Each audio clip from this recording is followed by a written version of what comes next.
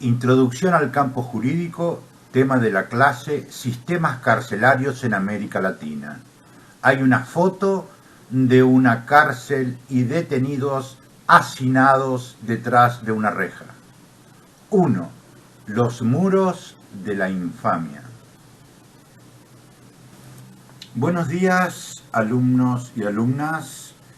Nos vamos a ocupar en la clase de hoy en analizar los sistemas carcelarios en América Latina y lo haremos a partir de un análisis de un texto de dos autores colombianos que son José Ariza y Manuel Iturralde, que escribieron oportunamente un texto que se denomina Los muros de la infamia, la situación carcelaria en Colombia y en América Latina.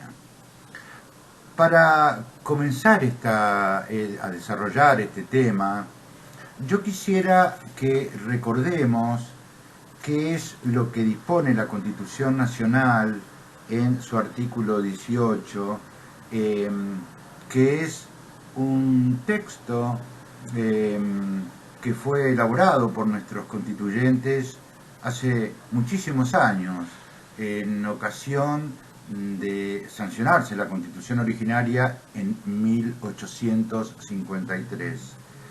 ¿Qué dice el artículo 18 de la Constitución? Dice: las cárceles serán sanas y limpias para seguridad y no para castigo de los reos detenidos en ella. Es decir, lo que los constituyentes previeron es que la función de la cárcel no es un castigo en sí mismo, ya que la pena consiste en la privación de la libertad, y la función que debe cumplir la cárcel no es agregar más sanciones a la libertad, sino que la cárcel debe ser un espacio higiénico, un espacio sano, y que debe de alguna manera darle seguridad a las personas que allí están detenidas. Yo creo que es a la luz de lo que vamos a ver ahora en este texto, Los muros de la infamia, es notable la falta de aplicación que ha tenido este artículo, al punto que yo diría que una lectura actual sería: las cárceles de la nación no son sanas y limpias y tampoco son para la seguridad de los detenidos, sino que en realidad son para la seguridad y tranquilidad de las personas que no están detenidas, es decir, para los miembros de la sociedad.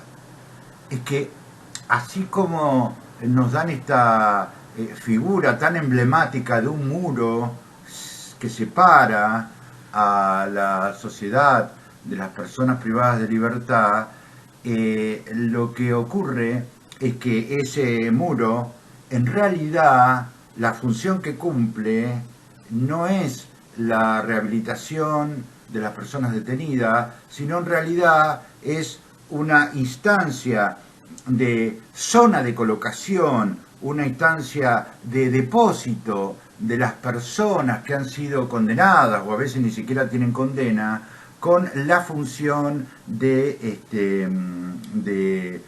una función simbólica de que la sociedad puede estar tranquila de que esas personas de alguna manera han sido sacadas de circulación y punto. Entonces tampoco se aplica la disposición que contiene la Convención Americana de Derechos Humanos, también denominada el Pacto de San José de Costa Rica, para la cual en el artículo 5, en su artículo 5, el artículo 5 de la Convención nos dice: toda persona privada de la libertad será tratada con el respeto debido a la dignidad inherente al ser humano. Y también nos dice este artículo 5, las penas privativas de la libertad tendrán como finalidad esencial la reforma y la readaptación social de los detenidos. Entonces, en realidad, la cárcel ha dejado de ser un espacio ha dejado de ser un espacio como lo prevé la Convención Americana de los Derechos Humanos, un espacio con la finalidad de darle una oportunidad a las personas que han cometido delitos para educarse, para volver a pensar en ser personas integrales y poder con eso reinsertarse en la sociedad, sino que de alguna manera las cárceles se terminaron convirtiendo en un depósito, en una especie de lugar de colocación para separarlo del resto de la sociedad. O sea, hace la función, como bien lo dice este texto, de un muro separador. Ahora, vamos entonces a analizar este texto, Los muros de la infamia, de José Ariza y Manuel Iturralde, y donde se ocupan de hacer un diagnóstico de las situaciones de hacinamiento que hay en las cárceles de América Latina, y como lo han podido apreciar en la fotografía que les he mostrado al inicio de este video, y a partir de ese diagnóstico de hacinamiento, después en una segunda parte hacen una especie de evaluación, un análisis crítico de qué significa que las cárceles estén hacinadas de personas, que la cárcel no sea un espacio de resocialización,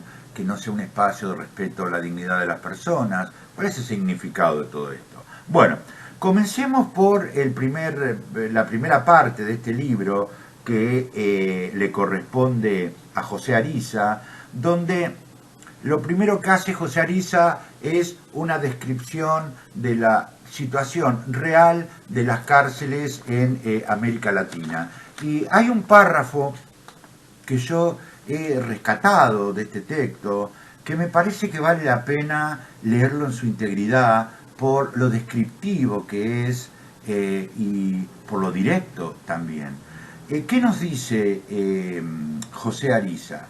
Dice, las prisiones están dominadas por la muerte, la discriminación y el terrible designio del cacique.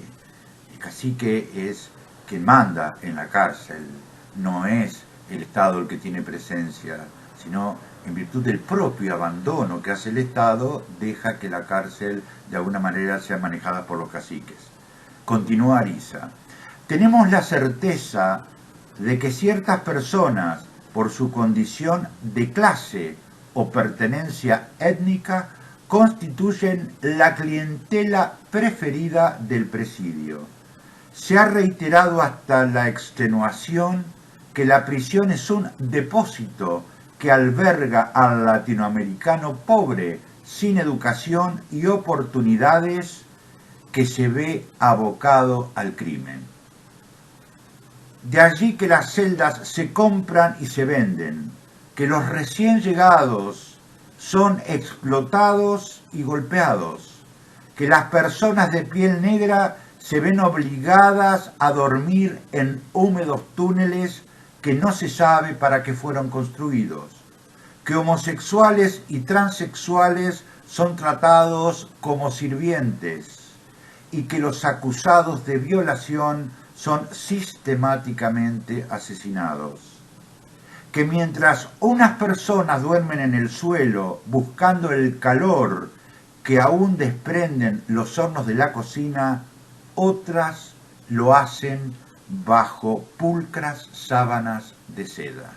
Es decir, una desigualdad que implica que la cárcel tiene reglas que son manejadas por determinadas mafias, por determinados grupos que crean no solamente una situación de indignidad y hacinamiento, sino que las personas detenidas están obligadas, como una especie de plus del castigo que ya le impuso el Estado, a verse sometidas a diversos castigos, como lo relata José Ariza, a diversos hostigamientos, castigos y tormentos y sufrimientos que van a sufrir a lo largo de la cárcel. Otro punto que nos dice, que nos relata Ariza, y que es muy interesante, yo lo he denominado la paradoja del hacinamiento. ¿Por qué paradoja? Bueno, ustedes saben que cuando hablamos de algo paradojal, nos estamos refiriendo a una situación que crea un resultado que paradójicamente es el opuesto al que estábamos buscando. O sea, un resultado que no es el que corresponde. Por eso es un resultado paradójico. Entonces, ¿por qué es paradójico el hacinamiento? Bueno, es paradójico porque el problema del hacinamiento es resuelto muchas veces por el Estado cuando advierte que ya no es posible sostener una situación de tamaña indignidad, a pesar de que no siempre a la sociedad le interese lo que ocurre dentro de las cárceles. Pero a veces los jueces están obligados se ven compelidos a pedirle al Poder Ejecutivo que tome medidas para evitar semejante hacinamiento.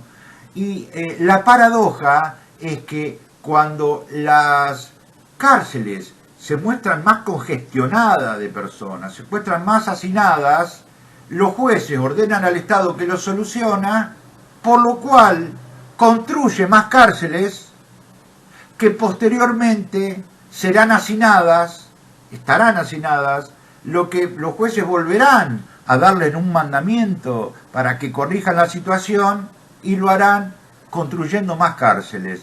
Entonces, la paradoja del hacinamiento es que el problema del hacinamiento se termina convirtiendo su solución en más hacinamiento. Es digamos, tirar la pelota para adelante. Pero se construyen más prisiones, se va ampliando el sistema carcelario, pero el problema del hacinamiento se va resolviendo de manera temporaria, pero lo que no se resuelve es, al poner el foco en la cuestión del hacinamiento, a darle primacía y exclusividad a la cuestión del hacinamiento. Continuamos, estábamos diciendo en este punto que la paradoja del hacinamiento es poner tanto énfasis en la cuestión estructural, edilicia de las prisiones, y soslayando y dejando de lado otras posibles aproximaciones, otros posibles abordajes del problema que quedan de alguna manera dejados de lado, ¿no? Bueno, también Ariza lo que analiza es cuáles son generalmente las actitudes, las decisiones que adoptan los jueces, que son los encargados de velar por el normal funcionamiento del sistema carcelario, en especial aquellos jueces que se denominan jueces de ejecución penal, pero también pueden ser los jueces de primera instancia en virtud de un habeas corpus correctivo que alguien familiar puede introducir. Pero Ariza lo que hace es decir, bueno, hay tres modelos de decisiones judiciales. Por un lado, están tres tipologías. Por un lado están aquellos jueces que se desentienden absolutamente del problema. Directamente lo enfocan como una cuestión que es un tema presupuestario, es un tema que le corresponde al Ejecutivo, está dentro de las facultades exclusivas del Poder Ejecutivo y por lo tanto es un tema no judiciable, es un tema de decisión política, presupuestaria, un tema de gestión. En segundo lugar están los jueces que se ocupan, pero se ocupan de resolver específicamente el problema del hacinamiento como si fuera el único problema y como si hace una especie de intimación para que el Poder Ejecutivo haga reformas estructurales para que los detenidos dejen de estar hacinados. Es decir, la finalidad de su mandato es evitar la superpoblación carcelaria. Y finalmente está el tercer tipo de respuesta, que es aquel que va más profundamente y va a tratar de tener una mirada más integral del problema y de algún modo va a indicarle al Poder Ejecutivo la posibilidad de sustituir la cárcel como única medida de privación de la libertad, como única medida de cumplimiento de la pena y tratar de ir buscando soluciones alternativas, reducir el ingreso de las personas a las prisiones y por lo tanto limitar, facultad que el juez tiene, limitar el absoluto poder que el Estado tiene sobre el sistema carcelario, que el Poder Ejecutivo tiene sobre el sistema carcelario. Bueno, por lo general, lo que nos va a decir Ariza, luego de un análisis estadístico, minucioso, donde hace un repaso por muchas cárceles de América Latina, es que la mayoría de los jueces no están en ninguno de los dos extremos. Es decir, la mayoría de los jueces busca la solución intermedia. No son ni los negadores del problema, ni son los que van a buscar las raíces del problema, las causas que originan el problema, sino son los jueces que buscan las soluciones intermedias, ordenando reformas estructurales y con ello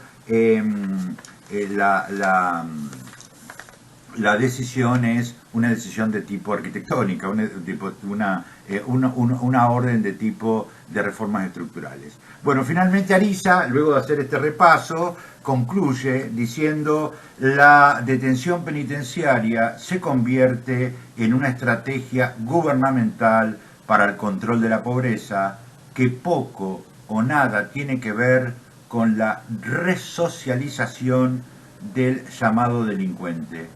Por el contrario, se convierten en un mecanismo que reproduce la marginalidad. Con esta conclusión da pie al comienzo de la segunda parte de este tan interesante texto que es Los muros de la infamia, que es el capítulo que le corresponde a Manuel Iturralde. Y lo interesante de Iturralde es que va a retomar muchas de las concepciones y los abordajes que sobre este tema tienen Michel Foucault y David Garland en cuanto a que lo que hay en las prisiones es en realidad la creación de una cultura de control, o sea, es una forma de gobernar, una forma de proteger a la sociedad, relocalizando en un determinado lugar, separando, es una función separadora de la sociedad de las personas detenidas. Entonces, para Iturralde, cuando, como decíamos al principio, nos preguntamos, bueno, esta cuestión de cárceles hacinadas, atestadas, repletas de seres humanos que viven en condiciones deplorables e indignas, significa algo, tiene un sentido, no es casualidad, ¿no es cierto?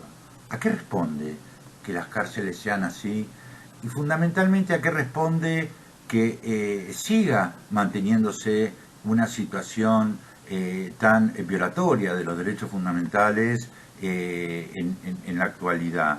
Y además no cumpliendo con los mandatos constitucionales y con las obligaciones que a los estados les impone los tratados internacionales de derechos humanos. Bueno, lo primero que hace Iturralde es decir que la cárcel en realidad forma parte de una cultura de control, es decir, es una forma como el Estado administra la seguridad, es una especie de control del crimen a través de la detención de las personas procesadas y condenadas, localizándolas en cárceles por lo general hacinadas.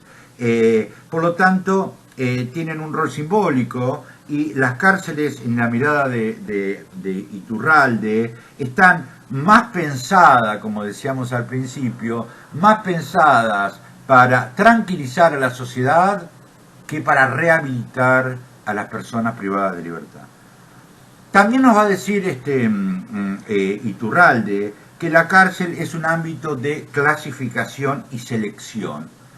¿Qué es lo que nos está indicando este autor? Cuando dice que es un espacio de selección, es porque tal como están concebidas las cárceles y como está concebido las reglas y los procedimientos para la detención y prisión de las personas, hay una clasificación en distintos tipos de delincuencia. Es decir, aquellos llamados delincuentes de guante blanco, que se vinculan con delitos que mueven muchísimo dinero, como lavado de dinero, como los fraudes.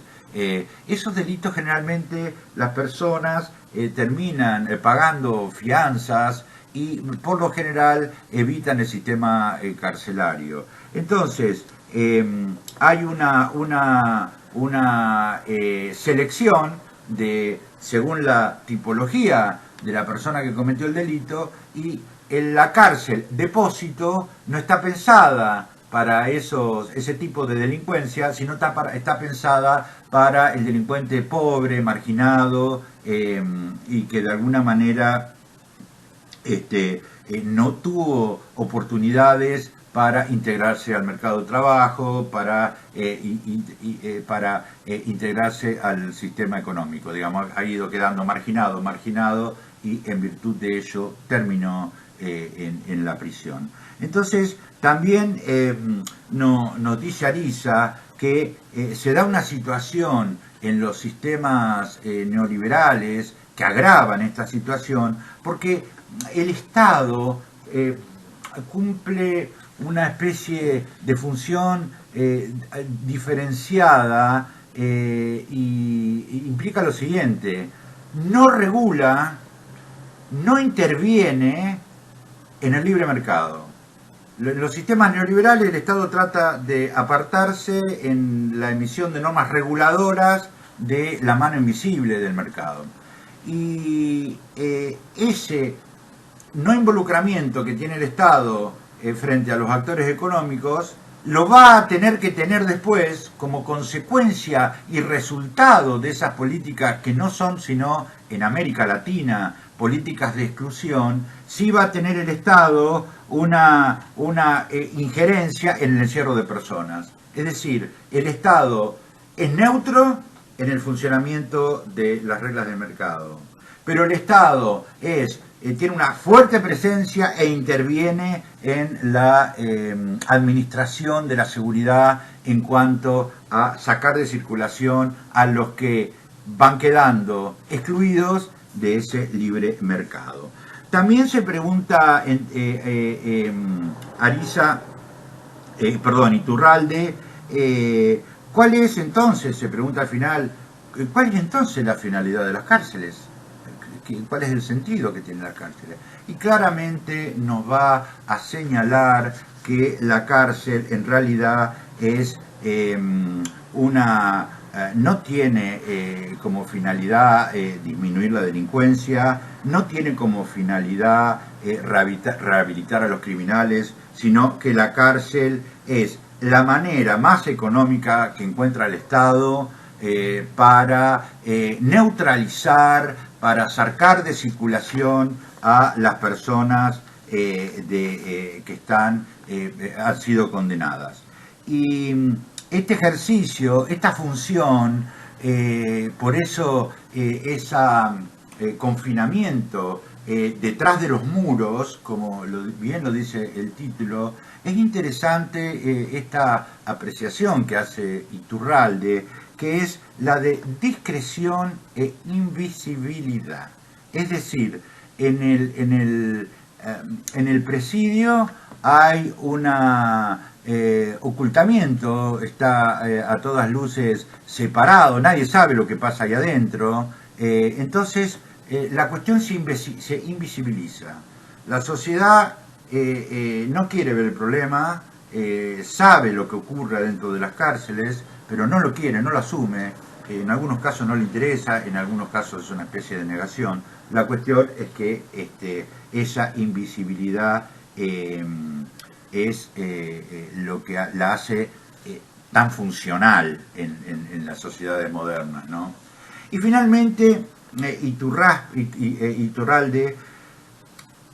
también se pregunta algo que es importante. ¿Por qué se dice la sociedad respalda la prisión si su fracaso es tan evidente? Es decir, ¿por qué razón se siguen sosteniendo las prisiones y por qué razón la sociedad sigue aceptando semejante situación de vulneración de los derechos humanos, sabiendo que la cárcel es ineficaz para lo que se ha propuesto? E incluso, como decíamos, incumpliendo el mandato constitucional.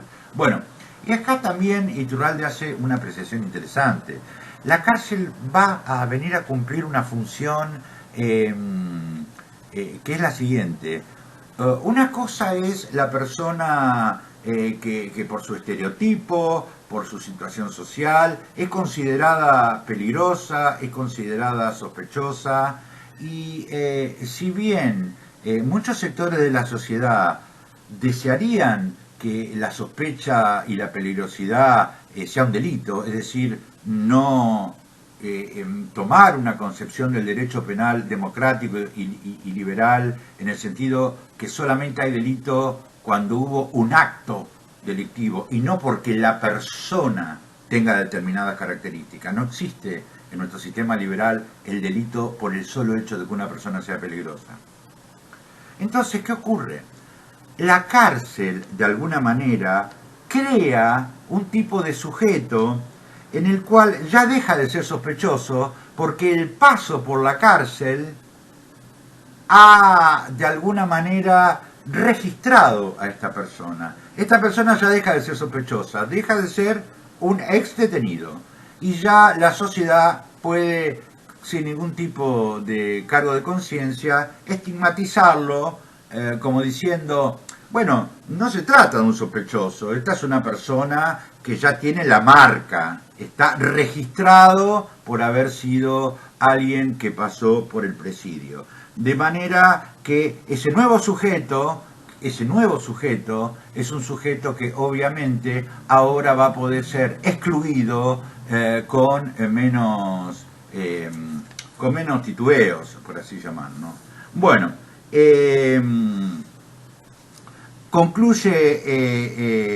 concluye Iturralde que la cárcel ha dejado o nunca ha podido cumplir el rol para el cual ha sido concebida y por lo tanto debe buscarse distintas alternativas para evitar no solamente el hacinamiento, sino si todavía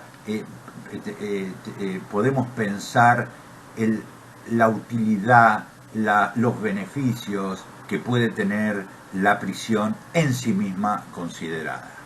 Bueno, ahora continuamos con el segundo bloque. Personas encarceladas y vulneración de derechos humanos. Punto 2. Bueno, continuamos en este segundo y último segmento y nos vamos a referir a un trabajo cuya autoría es de Claudio Pandolfi, que se va a ocupar del problema de las prisiones en la provincia de Buenos Aires y que bien podría aplicarse al resto de las penitenciarías de la Argentina.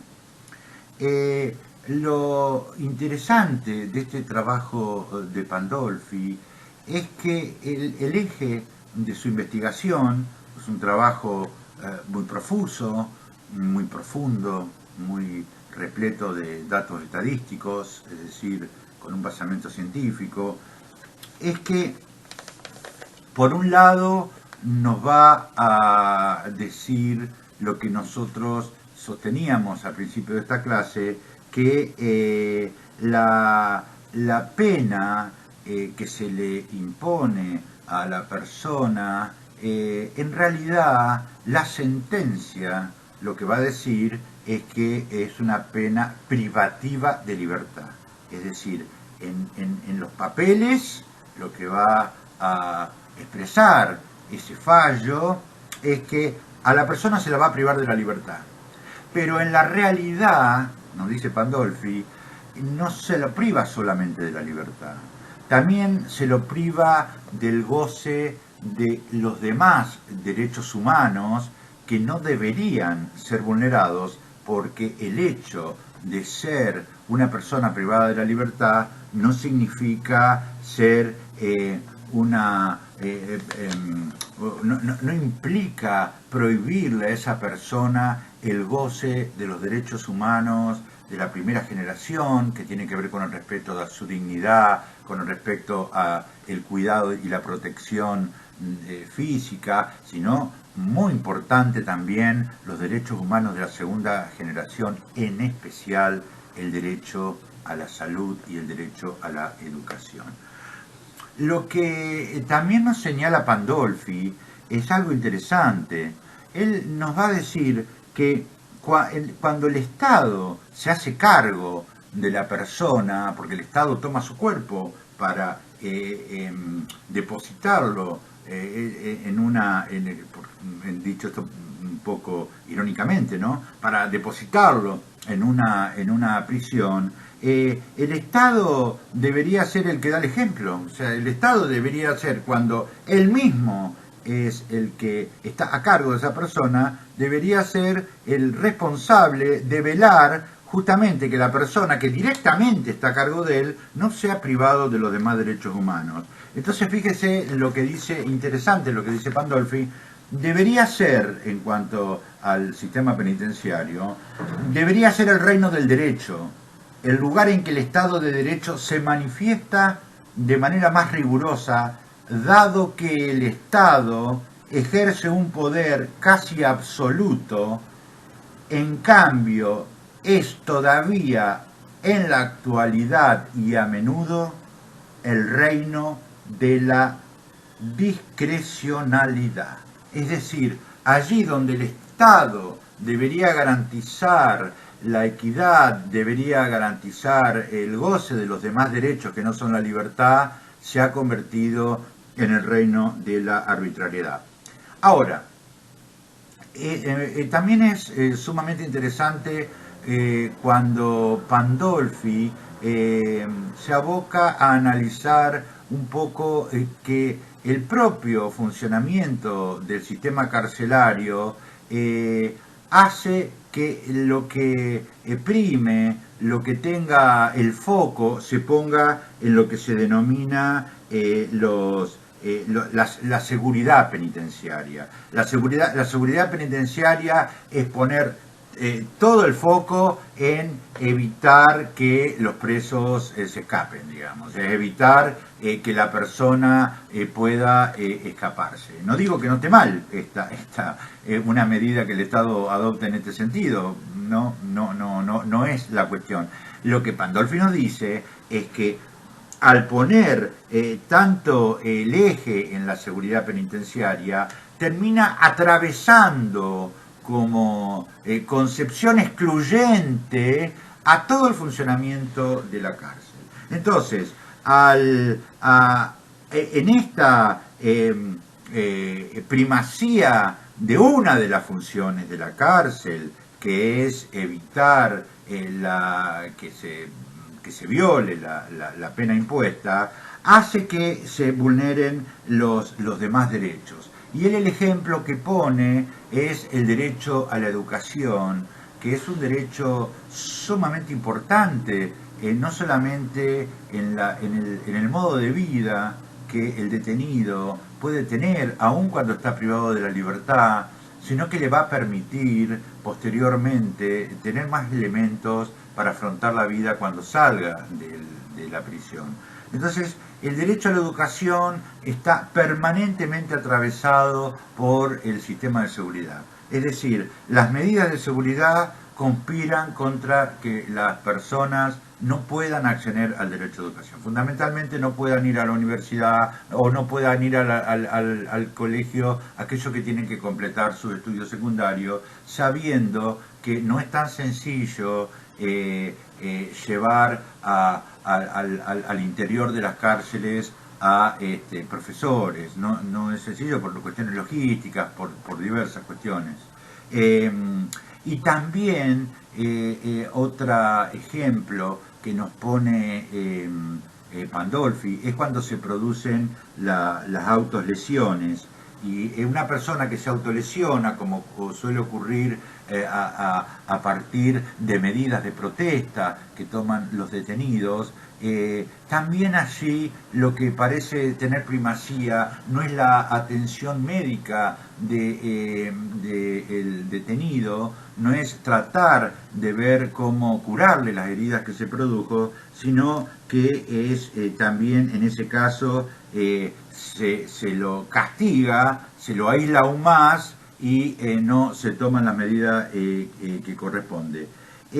Y para terminar este análisis de Pandolfi, es muy interesante una comparación que él hace con relación a este castigo que significa privarlo del derecho a la educación. Y la comparación que él hace es muy buena porque él dice, cuando nosotros castigamos a nuestros hijos, ¿a quién se le ocurre que voy a castigarlo imponiéndole que no vaya a la escuela? Es un sinsentido. Por el contrario, si un hijo nuestro, una hija, comete una falta o ha tenido un comportamiento que no corresponde, jamás se nos pasa por la cabeza que el castigo sería privarle el derecho a la educación. Como te castigo no vas a ir durante una semana a la escuela, al contrario, el castigo va a fortalecer que se quede en la casa para estudiar, que haga determinadas lecturas para tratar de que se concentre en su estudio y todo lo demás. Lo mismo ocurre con la autolesión. Un hijo o una hija que en determinadas circunstancias de la vida se autolesiona, ¿a quién se le ocurre pensar que como padres, en vez de contenerlo, evaluar qué es lo que ha ocurrido, lo primero es curarle sus heridas, que tenga una atención médica? ¿A quién se le ocurre que como padre vamos a castigarlo por haberse autolesionado? O sea, le ponemos un castigo por haberse autolesionado. Me parece que es interesante esa comparación que hace Pandolfi. Quisiera finalizar esta clase sobre el sistema carcelario con una reflexión que nos retrotrae a la clase anterior. Ustedes recuerdan que nosotros, cuando estudiamos el libro de Michel Foucault, Vigilar y Castigar, él hacía un relato de cómo la pena de prisión fue una especie de transformación cuando en la modernidad se advierte que las penas de suplicio ya no eran útiles y lo que se necesitaba era tener sujetos que cumplan con regímenes estrictos, con una disciplina, para tener sujetos funcionales al sistema burgués, al sistema capitalista. Es decir, sujetos que cumplan de una manera rajatabla con esa disciplina carcelaria para ser los sujetos dóciles. Cuando, eso es lo que habíamos visto en el texto de Michel Foucault.